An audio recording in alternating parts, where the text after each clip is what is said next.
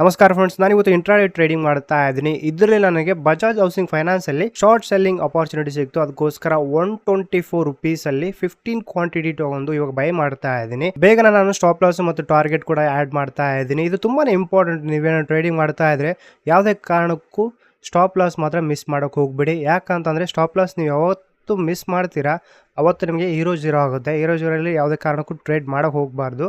ಒಂದು ಸ್ವಲ್ಪ ನೀವು ಒಂದು ಸೈಕಾಲಜಿ ಇಟ್ಕೊಂಡು ಟ್ರೇಡ್ ಮಾಡಬೇಕಾಗುತ್ತೆ. ನಾನು ಇದರಲ್ಲಿ 15 ಅಂದರೆ 1 ಪಾಯಿಂಟ್ ಅಲ್ಲ, ಅದರಲ್ಲಿ ಕಡಿಮೆ ಓನ್ಲಿ 0.50 ಸ್ಟಾಪ್ ಲಾಸ್ ಇಟ್ಟಿರುವಂಥದ್ದು, ಹತ್ತತ್ರ 1.50 ಟಾರ್ಗೆಟ್ ಇಟ್ಟಿರುವಂಥದ್ದು. ಸ್ವಲ್ಪ ಲಾಸ್ ಕೂಡ ನಡೀತಾ ಇದೆ, ನೋಡ್ತಾ ಇರ್ಬೋದು. ಹೆಚ್ಚು ಕಮ್ಮಿ ಆಗುತ್ತೆ, ಬಟ್ ಸ್ಟಾಪ್ ಲಾಸ್ ಇನ್ನೂ ಇಟ್ಟಾಗಿಲ್ಲ.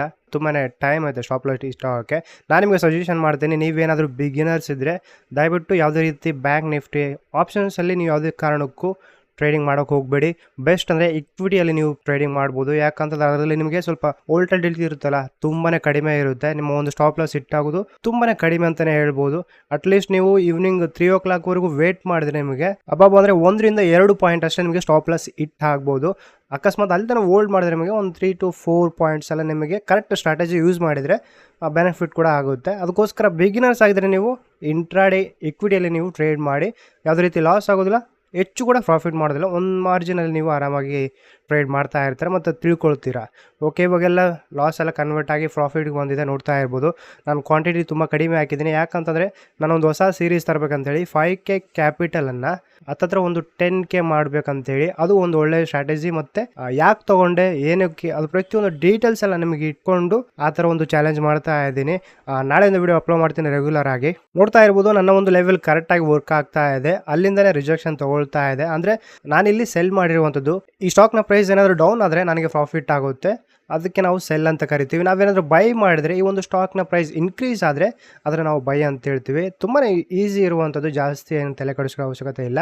ಇದ್ರ ಬಗ್ಗೆ ಡೀಟೇಲ್ಸ್ ಬೇಕಾದರೆ ಕಮೆಂಟ್ ಮಾಡಿ, ಪಕ್ಕ ವಿಡಿಯೋ ಮಾಡ್ತೀನಿ. ಇವಾಗೆಲ್ಲ ನೋಡ್ಬೋದು, ಹತ್ತತ್ರ 1 ಪಾಯಿಂಟ್ವರೆಗೂ ನಾವು ನಮ್ಮ ಒಂದು ಟಾರ್ಗೆಟನ್ನು ಅಚೀವ್ ಮಾಡಿದ್ದೀವಿ. ಬಟ್ ನಾನು ಜಾಸ್ತಿ ಟ್ರೇಡಿಂಗಲ್ಲಿ ಇದ್ದಿದ್ದಿಲ್ಲ, ಇವತ್ತು ಸ್ವಲ್ಪ ಬ್ಯುಸಿ ಇರೋ ಕಾರಣ ಫುಲ್ ಹೋಲ್ಡ್ ಮಾಡಿಲ್ಲ. ನಾನು ಅರ್ಧದಲ್ಲಿ ಎಕ್ಸಿಟ್ ಆದೆ. ಅದಕ್ಕೋಸ್ಕರ ನಾನು ಹತ್ತತ್ರ 30 ರುಪೀಸ್ ಮಾತ್ರ ಇದರಲ್ಲಿ ಪ್ರಾಫಿಟ್ ತೊಗೊಂಡೆ. ಬಟ್ ನಾನು ಕಮ್ಮಿ ಕ್ವಾಂಟಿಟಿ ತೊಗೊಂಡಿದ್ದೆ, ಓನ್ಲಿ 15. ಮತ್ತು ಈ ಪ್ರೈಸ್ ನನಗೆ 124 ರುಪೀಸಲ್ಲಿ ಸಿಕ್ತು. ಅದಕ್ಕೋಸ್ಕರ ನನಗೆ ಜಾಸ್ತಿ ಆಯಿತು ಅಮೌಂಟು.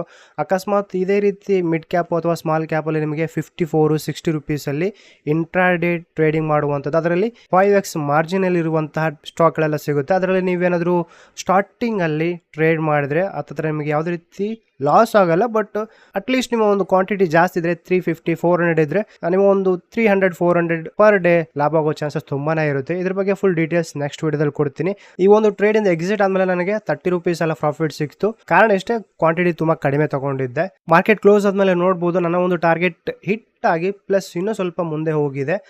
ನಾನು ಜಾಸ್ತಿ ಹೊತ್ತು ಹೋಲ್ಡ್ ಮಾಡಬೇಕಾಗಿತ್ತು, ಬಟ್ ಬೇಗನೆ ಎಕ್ಸಿಟ್ ಆದೆ.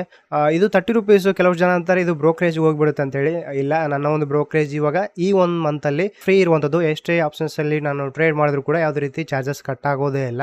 ಎಕ್ಸಾಂಪಲ್ಗೋಸ್ಕರ ನಿಮಗೆ ತೋರಿಸಿರುವಂಥದ್ದು. ಪ್ಲಸ್ ಕ್ವಾಂಟಿಟಿ ಕೂಡ ತುಂಬ ಕಡಿಮೆ ಇತ್ತು, ಫಸ್ಟ್ ಹೇಳಿದ್ದೆ. ಓಕೆ, ಇವಾಗ ನಾನು ಸ್ಟ್ರಾಟಜಿ ಹೇಳ್ತೀನಿ. ಇಲ್ಲಿ ನೋಡ್ತಾ ಇರ್ಬೋದು, ಇವತ್ತಿನ ಹೈ ಬಂದುಬಿಟ್ಟು ಲಾಸ್ಟಲ್ಲಿ ಒಂದು ಸ್ಪೈಕ್ ಎಲ್ಲ ಹೊಡೆದಿತ್ತು.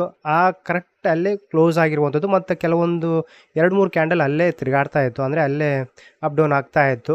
ಮುಂದೆ ಹೋಗಬೇಕಾದ್ರೆ ಆರಾಮಾಗಿ ಬ್ರೇಕ್ ಮಾಡ್ಕೊಂಡು ಹೋಗಬೇಕಾಗಿತ್ತು, ಬಟ್ ಬ್ರೇಕ್ ಮಾಡಲಿಲ್ಲ ಅದು. ಸೊ ಅದಕ್ಕೋಸ್ಕರ ಇಲ್ಲಿಂದ ರಿವರ್ಸಲ್ ಆಗುವ ಚಾನ್ಸಸ್ ತುಂಬಾ ಐತೆ ಅಂಥೇಳಿ ನಾನು ಸೆಲ್ ಮಾಡಿದೆ. ಅದರಿಂದ ನೀವು ನೋಡ್ಬೋದು ಎಷ್ಟೊಂದು ಪ್ರಾಫಿಟ್ ಬಂತಂತೇಳಿ. ಹತ್ತತ್ರ 2 ಪಾಯಿಂಟ್ಸ್ ಎಲ್ಲ ನಾವು ಕ್ಯಾಪ್ಚರ್ ಮಾಡಿದ್ವಿ.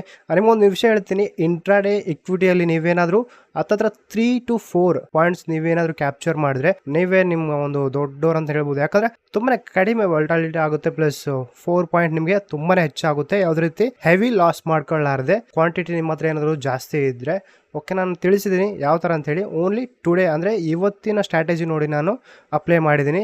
ಜಾಸ್ತಿ ಹಿಂದಿನ ದಿನ ಚಾರ್ಟ್ ನೋಡಿ ಅನಲೈಸಸ್ ಮಾಡಿ ನಾನು ಅಪ್ಲೈ ಮಾಡಿಲ್ಲ. ತುಂಬಾ ಈಸಿ ಆಗಿರುವಂಥ ಸ್ಟ್ರಾಟಜಿ ಯೂಸ್ ಮಾಡಿದ್ದೀನಿ.